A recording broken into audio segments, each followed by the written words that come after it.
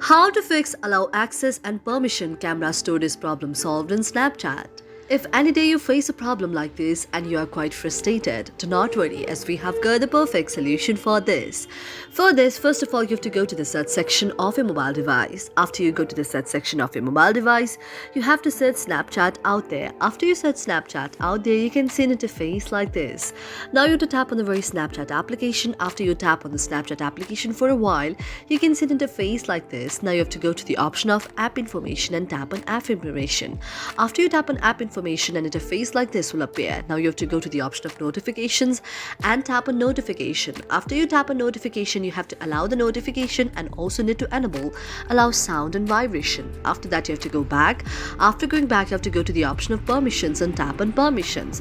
After tapping on permission, you have to allow the permission to the camera, to the contacts, to the location, to the microphone, to the nearby devices, to the notifications, to the phone, and to the photos and videos.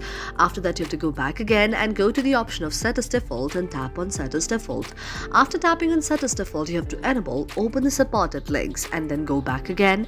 After going back, you have to go to the option of storage and tap on storage. After tapping on storage, you have to check whether there is any cache or not. If you see any cache out there, you have to go to the option of clear the cache and then go back again. After going back, you have to go to the option of app details and store and tap on app details and store.